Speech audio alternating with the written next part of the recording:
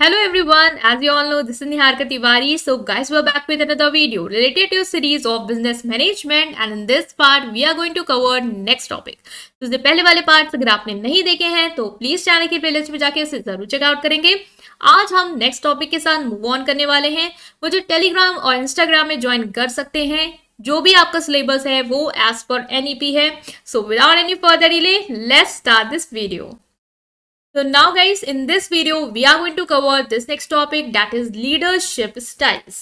हम समझेंगे कि लीडरशिप स्टाइल्स क्या होती है। इससे पहले हमने लीडरशिप का कॉन्सेप्ट, लीडरशिप के फंक्शंस सब समझ रखे हैं। आज हम समझेंगे किस किस तरीके की लीडरशिप जो है वो आप दे सकते हैं। Leadership style refers to the manner and approach in which leader provide direction, motivate their team and make decision। मतलब किस तरीके, देखो हर लीडर का काम कराने का तरीका अलग होता है। जैसे आपने देखा होगा हिटलर, वो भी एक लीडर था, उसका काम कराने का तरीका बिल्कुल अलग था, इसीलिए उसको नाम भी दे दिया गया हिटलर। वो कैसे काम कराता था, वो मतलब जो कहता था वही लोगों को करना है, उनसे नहीं पूछता था। वो अपनी डिसीजंस को थोपता था, ठीक है, लोगों को कहीं ना कहीं डोमिनेट करने की कोशिश करता था। वो एक लीडर था। एक लीडर थे महात्मा गांधी, या फिर और आप लीडर्स ले लीजिए। वो लोग क्या कर रहे हैं, लोगों को भी पार्टिसिपेट करवा रहे हैं, उनकी भी राय ले रहे हैं, वो थोप नहीं रहे, वो पूछ के पार्टिसिपेटिव तरीके से लोगों को गाइड कर रहे हैं, लोगों को साथ लेके चल रहे हैं, ठीक है। तो अलग अलग लीडर्स हैं, अलग अलग तरीका है काम करवाने का। कुछ का है कि हम भाई आपसे नहीं पूछेंगे, जो कहा है करो, अदरवाइज आपको कुछ भी मौत की सजा ही दे देंगे, गेम ओवर आपका। आप मतलब आप भी नहीं रेसिस्ट कर पाओगे, आप भी सोचोगे जीना है तो करना है, ठीक है।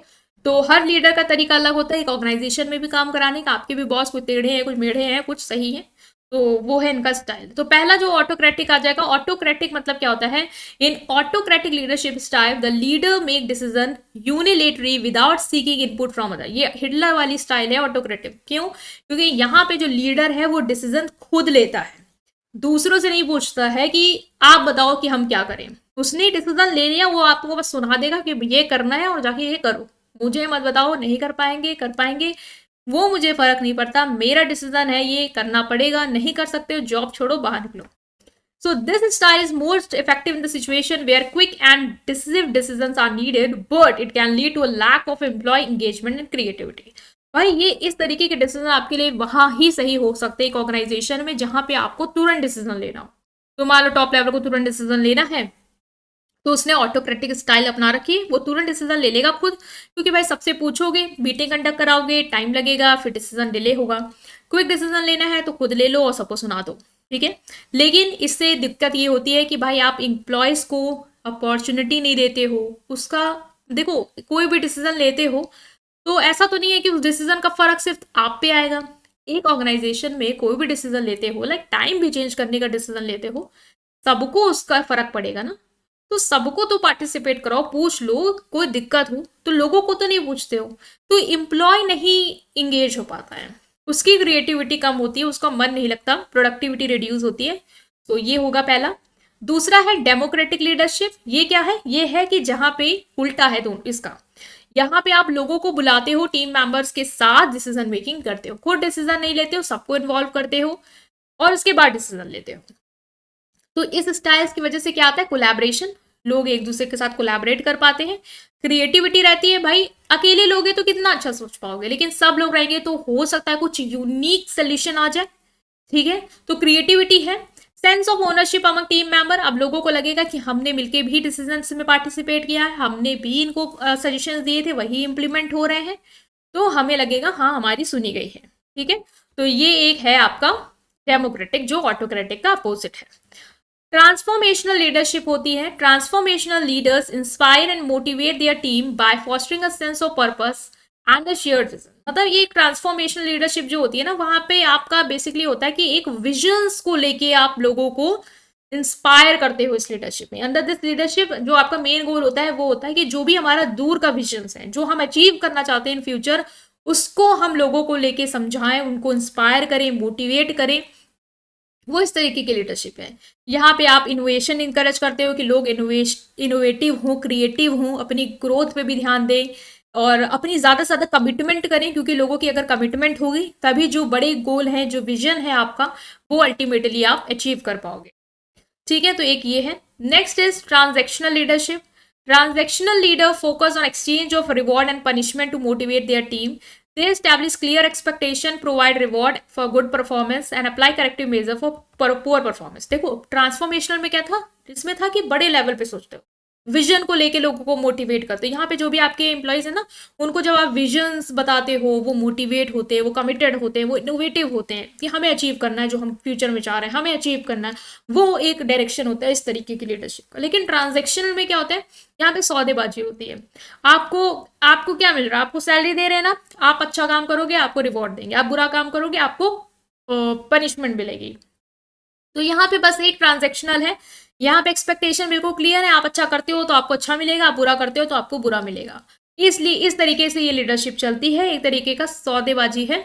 ये स्टाइल ऐसी है कुछ। ठीक है, नेक्स्ट जो है आपका वो है laissez faire leadership. Laissez faire leadership adopt a hand-off approach, allowing team member considerable freedom to make decision. This style is effective when working with a skilled and motivated team, but it can lead to lack of direction if not managed properly. यहाँ पे क्या है, आप leaders को बिल्कुल मतलब जो team है उसको बिल्कुल फ्री छोड़ देते हो। यहाँ पे आप कोई भी मतलब इंटरफेरेंस नहीं करते हो। उनको बिल्कुल समान रिसोर्सेज जो चाहिए आपने दे दिया, उनको फ्री कर दिया कि आप अपना काम करो, कोई भी दिक्कत होती है तो अपने डिसीजंस खुद लेना। ठीक है, खुद अपने आप को मैनेज करना। तो ये एक ऐसी जगह पे आपकी ये लीडरशिप का काम करती है जहां पे लोग आपके स्किल्ड हो, ठीक है, टीम मोटिवेटेड हो, मतलब इतने पढ़े लिखे हो कि कोई भी डिसीजन चाहिए तो वो अपने एंड पे ले लेंगे, आपकी जरूरत नहीं है। यहाँ पे टीम इतनी स्ट्रांग है कि वो खुद ही कर लेगी सब कुछ।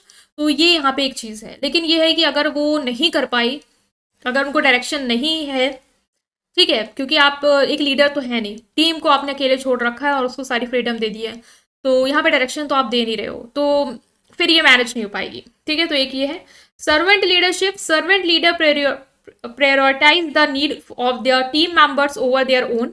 They focus on serving others, fostering a supportive and collaborative environment.